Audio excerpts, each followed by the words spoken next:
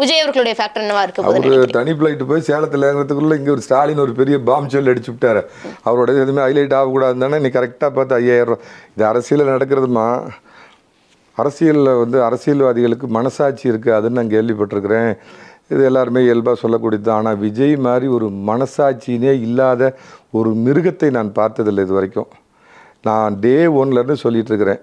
அன்னையிலேருந்து 2 தரப்பாக பிரிஞ்சு பேசுனாங்க. ஒருத்தர் திமுக கிட்ட சொம்படிக்கிறவனுங்களாம் என்ன சொன்னானுங்க, முழுக்க முழுக்க விஜய் மேலே தாங்க தப்பு, 41 பேர் செத்து போனதுக்கு அரசாங்கம் என்னங்க பண்ணுங்கன்னு கேட்டாங்க. அவங்ககிட்ட நான் ஒரு கேள்வி வச்சேன், ஏடா எடப்பாடி பழனிசாமி அரசாங்கத்தில் இப்போ நடந்திருந்தால் இதே மாதிரி சொல்லுவீங்களா அப்படின்னு கேட்டேன். அதுக்கு பதில் இல்லை.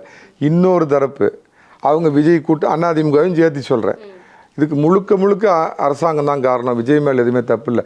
திரு எடப்பாடி பழனிசாமி பண்ண ஒரு வரலாற்று பிழை அது என்னை பொறுத்த மட்டும். நான் அதுக்கு பின்னாடி கேளுங்க, நான் விரிவாக சொல்கிறேன் அப்படின்னாங்க. டே 1லேருந்து சொன்னேன், 41 பேர் 11 பச்சிலம் குழந்தைகள் கூட இறந்து போனதுக்கு குற்றவாளி ஜோசப் விஜய். நீ முதல் காரணம், ஜோசப் ஸ்டாலின் 2வது காரணம்னு நான் சொன்னேன்.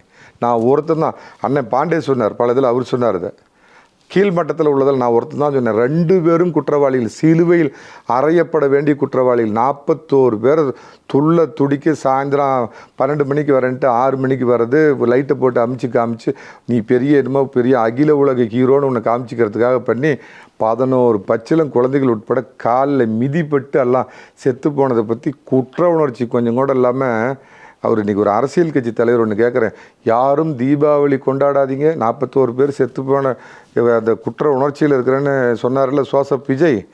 அதுக்கப்புறம் தமிழர் திருநாள், அதே ஒரு டுபாக்கு தமிழர் திருநாள்னு ஒன்று கிடையாது. ஆனால் இங்கே சொல்லுவாங்க தமிழர் திருநாள் அப்படின்னு சொல்கிற பொங்கல் கொண்டாடியதா ஃபோட்டோ பார்த்தீங்களா? ஆனால் கிறிஸ்மஸ் விழாவுக்கு மட்டும் போய் உட்காந்து நீ கிறிஸ்மஸ் கொண்டாடுறனா அவருடைய பின்புலத்தை நீங்கள் புரிஞ்சுக்குங்க.